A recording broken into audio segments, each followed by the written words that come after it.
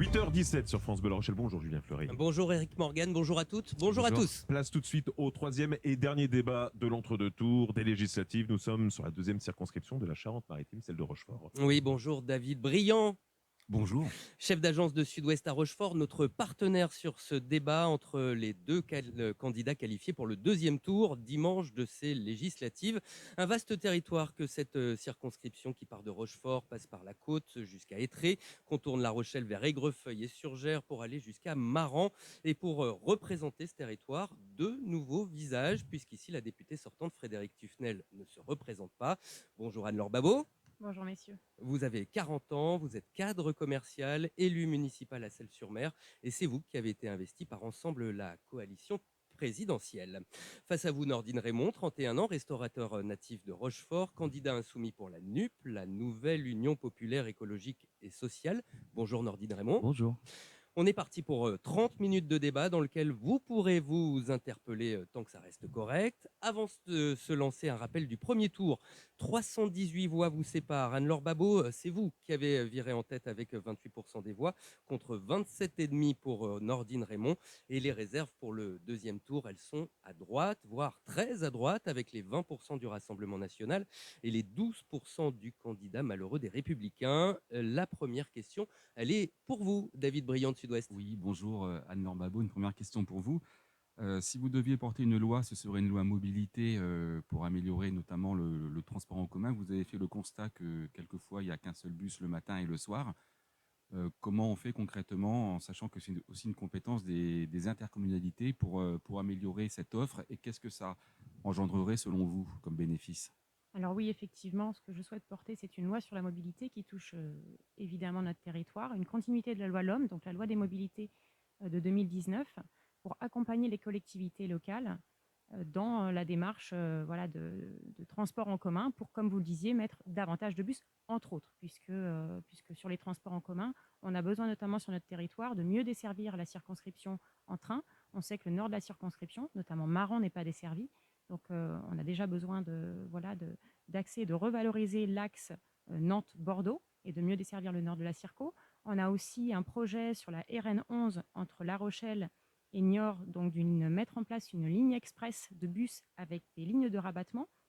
Donc, il y a aussi ce projet sur la RN11 et globalement de mettre des projets autour des aires de covoiturage, autour des pistes cyclables aussi pour que notre territoire soit mieux desservi en voie douce pour justement permettre aux citoyens d'accéder au train et au bus. Une bonne idée, Nordine Raymond. On peut pas se passer de sa voiture aujourd'hui dans cette deuxième circonscription de la Oui, on ne peut pas se Charente-Maritime. passer. Moi, j'aimerais que vous vous expliquiez comment vous financez une loi sur les mobilités, puisqu'en réalité, c'est une compétence de la région et puis des intercommunalités, et que le gouvernement vient de nous annoncer que vous allez économiser 80 milliards d'euros de dépenses publiques au prochain quinquennat, que vous avez déjà dépensé plus de 600 milliards et que vous ne voulez pas augmenter les impôts pour les plus riches, aller chercher l'argent là où il est. Donc effectivement, les mobilités, c'est une priorité. D'ailleurs, je pense que vous allez me poser la question sur l'urgence sociale et sur le pouvoir d'achat, puisque à l'heure actuelle, moi j'ai fait le plein avant de venir, parce qu'on est obligé de venir en voiture à cette heure-ci. Et on est à quoi, 2,15 €? 2,10 €. Donc nous avons une proposition, c'est de bloquer le prix de l'essence, parce qu'on ne peut pas se passer de sa voiture et il faut des réponses urgentes face à cette crise-là. Les gens ne peuvent plus se déplacer. Quand on est un couple, qu'on habite à la campagne, par exemple à Vérines, et qu'on veut venir à La Rochelle, on est obligé d'utiliser 2 véhicules pour pouvoir venir travailler, ce qui veut dire 2 assurances. C'est la double peine pour les gens. Et derrière, en plus, on les culpabilise en les accusant de polluer. La réalité, c'est que l'État n'a rien fait ces 5 dernières années si ce n'est la loi LOM, si vous voulez, mais pour favoriser ces mobilités-là, et qu'en effet, il faut augmenter les dotations globales. Et nous avons un projet là-dessus. C'est d'augmenter les dotations globales des collectivités, d'accompagner les maires dans cette transition écologique, puisque la commune doit être justement cette entité qui doit aller vers la planification écologique. Et donc voilà, je pense que quand on présente des projets, il faut aussi qu'ils soient chiffrés et qu'ils soient clairs. Anne-Laure Babot, il y a aussi cette phrase « laisser sa voiture au garage ». Pour beaucoup de gens, ça paraît juste impossible parmi vos électeurs. Alors effectivement, aujourd'hui, sur notre territoire, on a besoin de notre voiture. Mais la transition écologique doit justement, on doit faire cette transition écologique, donc on doit aller vers les transports en commun. Donc par rapport à la question sur effectivement les collectivités, aujourd'hui c'est une compétence plus locale, mais les lois, hein, le gouvernement peut encadrer et accompagner les collectivités locales. Et c'est bien l'objectif, et c'était le cas de la loi LOM, et c'est une continuité que je propose. Concernant le blocage des prix, je crois que Oui, on monsieur va y Mélenchon... venir. Donc, Non, je mais bien n'avance pas. sûr. Je peux... Oui, oui, Donc, allez-y. concernant le blocage des prix, aujourd'hui, la proposition de M. Mélenchon, c'est de bloquer le prix du litre à 1,40 €, ce qui veut dire aujourd'hui que Total, entre autres, devrait donc vendre à perte à peu près de 40 centimes. Je pense que Total n'acceptera pas de vente à perte, donc ça veut dire qu'il y aura des blocages sur notre pays. Donc, Vous voulez dire des pénuries? oui, C'est tout à pas vrai, fait. hein, Enfin, c'est pas vrai ce que dit Madame Babo. Oui, ça Vous fait... Total ne pensez- sera Là, pas on obligé fait de vendre peur à aux perte. gens. Oui, voilà, c'est ça. C'est pas vrai. La réalité, c'est que Total a enregistré une année historique, record de bénéfices l'année dernière. La réalité, c'est qu'il faut que les gens comprennent bien ce qui s'est passé. On a spéculé sur le pétrole. C'est-à-dire qu'on a décidé d'extraire moins de pétrole. On a encore du pétrole, même s'il va falloir décarboner et même s'il va falloir sortir du pétrole, on a encore du pétrole. Et puis là, il faut sortir du pétrole russe. C'est ça qui fait flamber les marchés. Oui, il faut, et là-dessus, on pourra, j'espère qu'on viendra sur l'indépendance énergétique de la France et ce que nous proposons là-dessus. Et donc, du coup, c'est une spéculation de la part de Total qui s'est enrichi comme jamais pendant la crise, alors que les Français se serraient la ceinture et que tout le monde avait du mal à s'en sortir pendant la crise Covid. Total, eux, s'est enrichi. Donc, nous, ce qu'on dit, c'est qu'on prend sur les bénéfices de Total, on impose à Total. Et si Total veut plus vendre de pétrole en France, ce qui semble, Total ne l'a jamais dit, et ce qui semble quand même assez incongru, vu le marché français qui est l'un des plus gros marchés européens, alors d'autres gens accepteront de vendre du pétrole en France. Allez, on continue, on fait avancer ce débat. Anne-Laure Babot, d'un mot alors, si vous voulez réagir. d'un mot, donc pour moi, effectivement, bloquer le prix à 1,40 €, c'est déjà un frein à la transition écologique. Et en plus, c'est une injustice sociale, puisque je pense que les plus aisés n'ont pas besoin de payer le prix du litre à 1,40 €. Alors que proposez-vous en termes de pouvoir d'achat pour les ménages? Vous avez entendu David Briand de Sud-Ouest. Donc, par rapport au pouvoir d'achat, déjà, il y a des mesures de revalorisation, puisque, comme Elisabeth Borne l'a dit, à partir de cet été, donc l'Assemblée nationale travaillera sur une loi sur le pouvoir d'achat avec une revalorisation des minima sociaux, une revalorisation des retraites, donc indexées sur l'inflation, un projet aussi sur le point d'indice de la fonction publique. Au-delà de ça, on a des mesures de compensation de l'inflation autour d'un chèque alimentaire, donc prioritairement pour les plus modestes et aussi pour accompagner vers la transition écologique, toujours pour le manger mieux. La ristourne du carburant pour les gens qui roulent justement particulièrement, on en parlait juste avant. Oui, mais ça peut durer des mois, des années, les ristournes sur le carburant, ou à un moment, comment on en sort? La problématique, c'est que l'inflation, malheureusement, n'a pas fini son chemin sur cette année. Donc, on va être obligé d'accompagner, et je pense, à mon sens, qu'il faut accompagner le plus modeste et pas la totalité de la population. Nordine Raymond, le blocage des prix, c'est ça la loi que vous voulez porter si vous arrivez à l'Assemblée nationale. Ça fait un peu formule magique. Ce qu'il faut bien comprendre, c'est ce que vient de dire Madame Babo, c'est qu'on fait des chèques, donc c'est-à-dire de l'argent public. Là où déjà ils n'ont pas réussi à financer l'école publique, l'hôpital public, et on l'a vu avec les grèves, notamment aux urgences de La Rochelle et celles de Rochefort, on dit on fait des chèques et on envoie ça aux Français. Alors que vous ne voulez pas revenir sur les bénéfices de Total, qui eux se sont enrichis, que vous refusez de taxer. Moi, par exemple, je suis restaurateur, j'ai à peu près 40% de cotisations sociales, et j'en suis très heureux, et de taxes diverses. Total, c'est 9%. D'accord ? Donc, il y a un moment donné où l'égalité, elle est là. C'est-à-dire qu'il faut aller chercher l'argent là où il est. Donc, nous, on propose d'aller chercher directement dans la caisse de Total et puis de ceux qui se sont enrichis pendant la crise. Sur les mobilités, vous parlez de Madame Borne, c'est quand même celle qui a fossoyé la SNCF et on veut nous donner le modèle anglais. Il y a encore des trains qui roulent, non Pour l'instant. Mm. Pour l'instant. La fameuse histoire des trains à l'heure ou pas. Mais en tout cas, à Londres, ce système de privatisation n'a absolument pas fonctionné. Les trains ne fonctionnent pas. Et nous, en France, on a raboté sur la SNCF. On est en train de privatiser. Nous, ce qu'on dit, et justement, pour revenir sur les mobilités, nous, ce qu'on dit, c'est qu'il faut un pôle public des transports et que justement, évidemment, une entreprise privée, elle s'en fiche de passer à Cram-Chaban à 8 h du matin pour emmener des gens à La Rochelle puisque ça ne lui rapporte pas d'argent. Il faut que ce soit le public qui fasse ça. Et nous, c'est ce que nous proposons avec le pôle public des transports et nous reviendrons d'ailleurs sur la réforme Borne. Nous nationaliserons de nouveau la SNCF pour justement gérer ce pôle public des transports. Mais pour revenir au blocage des prix, parce que j'ai pas forcément compris votre réponse, Dites-moi. Ça paraît un petit peu, voilà, en retour à la République soviétique. C'est ça qui fait un peu Ça me peur. fait plaisir que vous disiez ça. Parce que évidemment, là, on nous sort les Sarrouges, Place Colbert, on fait peur. Je crois que c'est l'attitude de la Macronie dès qu'elle sent qu'elle est en capacité de perdre une élection. Elle n'accepte pas de pouvoir perdre une élection. En réalité, les élections, ça leur va que quand ils les gagnent. Sur le blocage des prix, c'est le cas à La Réunion. Emmanuel Macron l'a fait lui-même sur le gel hydroalcoolique et les masques pendant la crise Covid. On ne parle pas de bloquer tous les prix non plus. Non, on ne parle pas de bloquer tous les prix. On parle de bloquer les prix de l'énergie. Les gens ne peuvent plus se chauffer en France. On est en France, on est la 6e puissance du monde et les gens ne peuvent plus payer leurs factures de chauffage. C'est une mesure vitale pour les gens et c'est une mesure d'urgence, c'est-à-dire qu'on la prendra pendant décret. Je ne dis pas je travaillerai sur une loi peut-être potentiellement sur les mobilités dans quelques années si c'est possible. Je dis direct, dès qu'on arrive au pouvoir, nous bloquons les prix parce qu'il y a l'urgence sociale à laquelle il faut répondre. Si c'est si évident que ça, Anne-Laure Babeau, pourquoi Emmanuel Macron ne le propose pas également, le blocage des prix? Aujourd'hui, on a un blocage des prix sur l'énergie depuis le début de l'année. Ce blocage des prix a été fait. Il y a eu une compensation de 18 centimes déjà sur le carburant qui a coûté très cher, 10 milliards d'euros. Si on est sur 1,40 €, on sera à peu près 40 milliards d'euros de compensation de l'État, si toutefois on compensait par l'État. On ne compense pas par l'État. Oui, on fait payer, si On j'ai fait compris, payer les multinationales. Je On croyais fait payer les l'avoir dit. multinationales. Oui, je l'ai bien lu dans le programme de M. Mélenchon. Mais si on fait plus, il faut que les multinationales acceptent de le faire et ne bloquent pas effectivement la situation. Donc, deuxième option, c'est la compensation par l'État. Et là, ça coûterait très, très cher. Puisque pour vous donner une idée, le budget de l'éducation nationale, c'est 55 milliards. Donc, si on compensait de 80 centimes, comme vous le proposez, ça nous coûterait 40 milliards, quasiment le budget de l'éducation nationale. Donc, voilà, pour moi, c'est pas une solution, effectivement, de bloquer les prix. Après, il y a ce problème du chèque, ça fait un petit peu l'aumône, quoi. Ça serait mieux de pouvoir directement payer le juste prix en supermarché quand on reçoit un chèque au mois de septembre, comme le promet Elisabeth Borne. Oui, mais comme je l'évoquais, de cette façon, en faisant ça, on compense à tout le monde. Et ça coûte combien, madame? Or, aujourd'hui, ce sont les plus modestes qui ont besoin d'avoir cette combien vos compensation. chèques, madame, sur le budget d'État? Alors là, je n'ai pas exactement le montant du chèque. C'est de l'argent public directement. Mais il faut aussi que le public aide les plus modestes. Et vous faites quoi sur Total, les bénéfices de Total?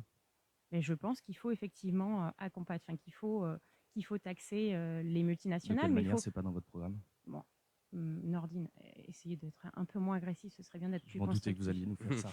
Non, C'était sûr, c'était sûr. On le voit depuis tout à l'heure. Non, il n'y a pas de question d'agressivité. Je pense que c'est vous qui avez été agressif et violent envers les plus pauvres et les plus modestes. Et là, de nouveau, vous êtes en train de nous expliquer, les gens se sont sentis méprisés pendant 5 ans. Et là, vous êtes en train de nous expliquer, c'est moi qui suis agressif parce que je vous demande juste comment vous financez une mesure. Ça on connaît, c'est des éléments de langage, on connaît. Vous êtes juste dans la caricature. Une question de Alors, David Briand de Sud-Ouest. Justement, juste un petit point dans votre programme que j'ai lu à tous les deux. Il y a assez peu de points communs, mais un tout de même, qui concerne la rénovation de 700 000 logements par an que tous les deux vous appelez.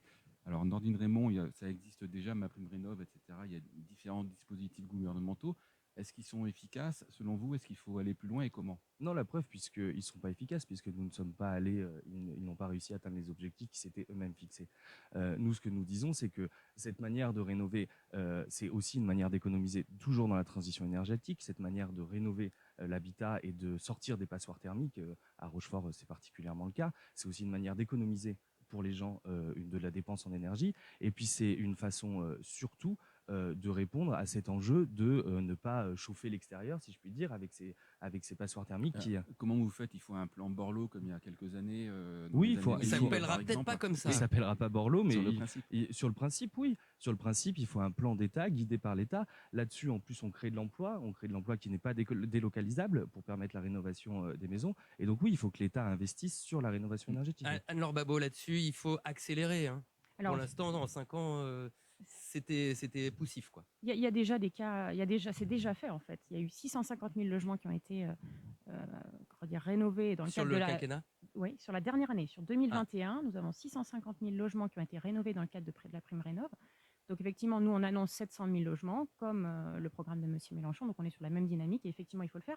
Mais il faut savoir que sur le territoire, pour en revenir à ce qui intéresse aussi nos auditeurs, c'est que sur le territoire, il y a déjà des choses de fait. Sur la Nouvelle-Aquitaine, c'est 115 000 logements qui sont inscrits pour la rénovation dans l'année à venir. Donc on est déjà dans on a déjà intégré en fait cette dimension-là. Et c'est hyper important, notamment parce que passoire thermique, c'est derrière des factures de chauffage, parfois même de fioul pour les plus précaires. C'est horrible. Bien sûr, avant de parler effectivement d'un mix énergétique, il faut déjà être plus sobre. Et être plus sobre, c'est déjà rénover nos bâtiments. Il est 8h31, vous écoutez France Bleu La Rochelle, le débat de la 2e circonscription de la Charente-Maritime, débat en partenariat avec Sud-Ouest. On se retrouve Dans après 2 minutes. Dans 2 après une minutes. courte pause. Voilà, une courte pause. On aura aussi entre-temps la météo et la circulation et une page de publicité où nous nous arrêtons justement sur la deuxième circonscription de Charente-Maritime. Allons-y. En Charente et Charente-Maritime, c'est sur France Bleu La Rochelle. Les élections législatives, le second tour, hein, c'est dans 3 jours et France Bleu La Rochelle vous propose ce matin en partenariat avec Sud-Ouest le dernier débat de l'entre-deux tours. Un débat consacré à la deuxième circonscription de Charente-Maritime, celle de Rochefort-sur-Gers, Maran et Trègrefeuille. Débat que vous dirigez, Julien Fleury, avec notre confrère de Sud-Ouest, David Briand. Et dans ce studio également, les 2 candidats qualifiés pour ce deuxième tour, Anne-Laure Babot pour la majorité présidentielle, Nordine Raymond pour la NUP, la nouvelle Union populaire écologique et sociale. On ouvre un chapitre agricole à présent, puisque vous l'avez dit Eric, on est en plein épisode caniculaire, on voit que le climat se dérègle, la chaleur n'est jamais arrivée aussitôt, et tout cela a des conséquences très concrètes pour nos agriculteurs, David Boyer. Oui, d'autant plus que le préfet, hier matin, a pris des arrêtés limitant l'usage de l'eau. Donc, tout de suite se pose la question du modèle agricole. Dans un territoire où il y a des projets de réserve de substitution, autrement appelés des bassines, pour l'irrigation notamment. Anne-Laure Babot, la question est la suivante. Comment réglementer ces conflits de l'eau qui tournent quelquefois à la foire d'empoigne depuis plusieurs mois? Alors, vous l'avez dit, c'est une problématique globale au niveau de l'agriculture et de la gestion de l'eau. Donc, tout d'abord, par rapport à l'agriculture, il va falloir cartographier en fait les territoires et mettre les cultures en fonction des sols, et donc arriver à utiliser, à mettre en place des cultures qui soient moins gourmandes en eau. On en arrive effectivement à la gestion de l'eau. Je pense que ce qui est important, c'est de ne pas pomper un maximum sur les nappes phréatiques profondes et de pouvoir prendre en fait l'eau qu'on a en surplus l'hiver et qu'on puisse la stocker pour l'utiliser l'été. Ça, c'est le projet des bassines tel qu'on le voit à Cranchaban ou dans les Deux-Sèvres. Alors, pas tout à fait. Quelle est la nuance? En fait, la cour administrative de Bordeaux donc, a tranché sur ces bassines. Hein, il y avait des irrégularités, donc elles ont été interdites. L'idée, et les agriculteurs aujourd'hui en bio, sur des grandes surfaces, le font de l'irrigation et font de l'effet de stockage. Hein. Il n'y a pas que les agriculteurs en conventionnel qui font du stockage.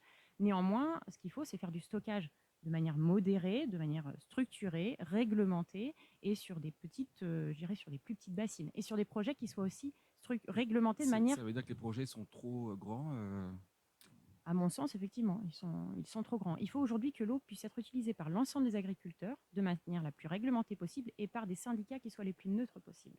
Alors le problème surtout à Cranchaban, c'est que ces bassines, elles sont déjà sorties de terre. Il faut bien en faire quelque chose maintenant. Aujourd'hui, Tout cet argent public. Effectivement, aujourd'hui, elles sont interdites. Donc, à voir comment ça va ce qu'on va en faire. Nordine Raymond, sur ce sujet des bassines, Emmanuel Macron en premier, lui défend, et d'ailleurs c'est la nouvelle doctrine de l'État, défend ces réserves de substitution. Le cadre légal a changé pour permettre justement que des projets ne soient pas retoqués. Vous en pensez quoi? Oui, c'est pour ça que c'est étonnant ce que vient de dire Madame Babot, puisqu'Emmanuel Macron soutient ces projets de méga-bassines. Mais moi, je voudrais parler du modèle agricole en règle générale. Alors, il y a effectivement le problème de l'eau qui est un problème absolument récurrent chaque année, et notamment avec le réchauffement climatique. Mais moi, je pense qu'il faut changer absolument le modèle agricole. C'est-à-dire qu'on est particulièrement concerné ici avec la plaine d'Aunis, qui est une plaine céréalière. On utilise ici, on produit des céréales qui sont demandeurs de beaucoup d'eau et donc qui nécessitent une irrigation régulière. Ce qu'il faut, c'est changer en effet ce qu'on plante comme céréales et qu'on étudie à quel endroit on doit utiliser du maïs, on doit produire du blé. Oui. David Briand, Sud-Ouest. Comment voulez-vous Et faire alors changer aussi, les pratiques des agriculteurs? j'aimerais parler des agriculteurs et des agricultrices parce qu'elles sont et ils sont les premières victimes de ce modèle agricole. C'est 50% des agriculteurs qui vivent en dessous de 350 € par mois. C'est un modèle agricole qui marche sur la tête. Ici, on produit par exemple du blé. Le blé, vous l'avez vu, augmenter de plus 15% depuis la crise en Ukraine. Le blé qu'on produit part en Amérique du Sud pour aller nourrir des fermes-usines. On voit que le modèle agricole marche sur la tête. Et d'ailleurs, à ce propos, le port de La Rochelle s'agrandit pour pouvoir exporter ce blé. Alors, comment et notamment on plutôt vers l'Afrique, en fait, c'est aussi pour vers faire vivre des populations dans le Sud. C'est plutôt l'Amérique du Sud. Mais bon. Comment on change, on relocalise la production agricole, on planifie, c'est-à-dire nous avons besoin de tant de production cette année, nous avons besoin de tant de céréales, nous avons besoin de tant de légumes pour nourrir notamment la population, mais aussi les services publics, la cantine. Et de cet effet-là, on fait un vrai plan pour pouvoir aider les agriculteurs et les agricultrices à produire mieux et bien. Et là-dessus, il faut absolument parler de santé environnementale. Je suis Alors, désolé, et ça vient sur l'eau. Oui, mais comment vous Parce faites qu'on pour parle faire de changer l'eau. les pratiques? Est-ce qu'on part du lycée agricole, de la formation des futurs agriculteurs ou de la reconversion et comment on les accompagne pour avoir des pratiques plus vertueuses? Alors nous, ce qu'on dit, parce qu'on sait comment les agriculteurs sont pris à la gorge par les crédits bancaires. Et nous, ce qu'on dit, c'est que les agriculteurs et les agricultrices qui décideront de faire cette transition-là, nous reprenons par un fonds d'État, nous reprenons un fonds de défaisance, mais c'est un peu technique. Nous reprenons les prêts Leur dette, bancaires. quoi, en Oui, fait. évidemment. Anne-Laure Babot, effectivement, il y a cette question de la transition appliquée à l'agriculture. Voilà, il faut emmener tout le monde, en fait. C'est ça la difficulté. Pour l'instant, le bio, c'est une niche. D'ailleurs, on voit que la consommation de bio a baissé l'année dernière. Voilà, comment on fait pour embarquer tout le monde? Alors effectivement, bon, moi je suis issue de ce monde-là. J'ai travaillé 10 ans dans l'agroalimentaire bio, donc forcément, je suis alignée à ce que Nordine dit. Il faut amener les gens à consommer de plus en plus durable et local, et de bonne aussi qualité aussi. de bonne qualité, effectivement. Et il faut avoir une vraie souveraineté alimentaire et voilà, produire, manger ce que nous produisons en local. Est-ce que vous avez une piste justement, puisqu'il y a 2 jours, il y a une étude qui a montré que sur l'agglomération de Rochefort, seulement 4% des denrées consommées étaient produites localement. Ouais, Alors que l'autonomie alimentaire, on n'en est même pas loin. alors que des terres agricoles qui c'est- permettraient ouais. une souveraineté alimentaire, comment vous faites pour changer ce modèle? Alors, je crois qu'effectivement, la Caro, hein, Rochefort, a annoncé une volonté de 30%, d'être autonome à 30%. D'ici 2026. Voilà. Et après, sur notre territoire, sur les autres territoires, hein, les deux zones et l'agglomération de La Rochelle, on est déjà très avancé sur ces sujets-là, puisqu'on a des plans alimentaires de territoire qui se mettent en place. La Rochelle, je crois que c'est 2%, c'est encore pire qu'à Rochefort. Mais en tout cas, il y a une vraie volonté de porter ces sujets-là. Et Anne-Sophie Descamps, notamment, qui est donc ma suppléante, travaille activement sur ces sujets de plan alimentaire de territoire. Mais alors justement, comment on embarque les agriculteurs qui aujourd'hui ont besoin d'eau, ils voudraient des bassines, ils ont besoin aussi du glyphosate. Voilà, c'est peut-être facile quand on est en ville de dire non, le glyphosate c'est polluant, mais voilà, comment on fait concrètement s'il n'y a pas de molécules de substitution pour les rendements? Il va falloir effectivement accompagner les agriculteurs, puisque vous avez évoqué la problématique des herbicides. Personnellement, je n'y suis pas favorable. Donc, il faut effectivement accompagner les agriculteurs à faire cette transition. L'Europe a aussi un rôle important à jouer. Et Oui, oui, c'est parce qu'effectivement, il y a la PAC, la politique agricole commune. Nordine oui, Raymond? mais je le répète parce que c'est les caisses de défaisance, quoi. C'est en reprenant les crédits bancaires. Les agriculteurs et les agricultrices, pour aller vers ce modèle, c'est-à-dire toujours plus de terres, toujours plus d'engins mécaniques, ça leur a coûté très très cher. L'État leur a dit de faire ça, l'Europe, la PAC leur a dit de faire ça, et donc il faut réformer la PAC, notamment que les aides de la PAC ne soient plus à l'hectare, mais à la production et au nombre d'employés qu'il y a dans les structures agricoles. Et moi, je crois sincèrement qu'on ne pourra pas faire sans eux. Et sur les projets alimentaires de territoire que je défends, les PAT, effectivement, il faut associer à ces projets les agriculteurs, les agricultrices, mais aussi la population, parce que la population est directement concernée, notamment en ce qui concerne la santé environnementale, dont j'avais un petit peu envie de parler, et la pollution des eaux, parce qu'on parlait des eaux. Moi, je me suis opposé au projet de méga-bassine depuis toujours. Et d'ailleurs, je suis soutenu par la Confédération paysanne et Sur par la les collectifs. santé, vous parlez des pesticides et des Oui, impacts sur oui. la santé, des effets cocktails aussi dont Qu'on- on parle. qu'on- on saura très vite, puisqu'il y a une étude. Il y a une étude de l'ATMO là, qui va sortir en juin à ce sujet-là. On s'est aperçu, pour faire très rapide, qu'à Saint-Rogatien et dans d'autres communes, à Vérines, il y avait une multiplication des cancers pédiatriques, c'est-à-dire les cancers de nos enfants. Et Anne-Laure Babot, vous suivez ça aussi, j'imagine, de très près? Oui, je pense que pour Saint-Rogatien, il faut tempérer. C'est pas forcément lié qu'aux pesticides. Il peut y avoir d'autres. On sait qu'il peut y avoir aussi d'autres facteurs, Quelles sont les pistes, du coup? notamment l'usine Nord-Aubé qui est à côté. Bon, je pense que, en tout cas, aujourd'hui, je pense que c'est pas tout à fait établi. Voilà. Puisque le problème des pesticides, il est sur tout l'ONIS. C'est le problème de l'eau et c'est aussi le cas de toute l'ONIS. c'est là où je voulais en venir. Il y a une étude qui sort fin juin, donc on ne sait en effet pas. Mais déjà, il faut financer ces études, parce que là, Oui, on ne cherche pas non plus beaucoup. Voilà, c'est ça. C'est la CDA qui finance. Hein, l'État refuse. N'a pas répondu aux associations qui ont demandé. Donc, il faut financer ces études. Il faut savoir. Et puis, vous en avez parlé, Julien. Il faut aussi aller vers les effets cocktails. C'est-à-dire qu'il ne faut pas chercher est-ce que c'est telle molécule seulement, est-ce que c'est telle molécule, est-ce que c'est tel pesticide. Il faut savoir est-ce que c'est pas la jonction de ces molécules-là qui crée ça. En tout cas, ce qui est sûr, c'est qu'on ne peut pas rester inactif face à ça. Quelle est la cause? On ne le sait toujours pas, et ça, c'est la réalité. Mais en tout cas, il faut aller la chercher. Et pour ça, il faut financer les études et financer la recherche publique. Allez, il est 8h43, le temps file. Encore un mot, Anne-Laure Babot, sur ce sujet? Par rapport à la santé, effectivement, la santé, enfin l'alimentation, effectivement, est importante par rapport à notre santé. Voilà, il faut diminuer les herbicides et Ok, on une l'a évidence. entendu. Les éoliennes, puisque la transition, c'est aussi l'énergie. Des éoliennes, il y en a déjà beaucoup sur ce territoire de la 2e circonscription. Est-ce qu'il faut aller plus loin, Anne-Laure Babot? Alors aujourd'hui, si on regarde notre département, le sud déjà du département n'a pas d'éoliennes. Donc je pense qu'il faut aussi voir sur le sud. Il y avait Et le bouclier Bussereau au sud, peut-être. ça se peut.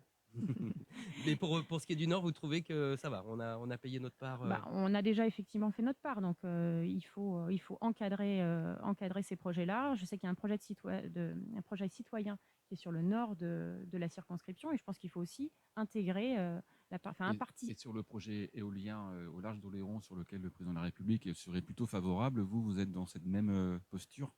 On est sur une zone Natura 2000, donc voilà, pour moi, effectivement, il faut étudier le projet. On n'a pas vocation à aller Mais le bétonner les mettre fonds plus loin marins. au large, ou alors vraiment le revoir de fond en Alors comble? moi, je suis globalement pour l'éolien marin, plutôt flottant, pour éviter de bétonner les fonds marins. Et effectivement, on est sur une zone Natura 2000, donc l'idée, c'est de ne pas être sur cette zone-là. Alors, on reparle des éoliennes avec vous, Nordine Raymond. D'abord, c'est la Terre. Vous confirmez, il y en a trop sur le Nord-Aunis? Je ne sais pas, c'est pas à moi de le dire, c'est surtout aux habitants du Nord-Aunis.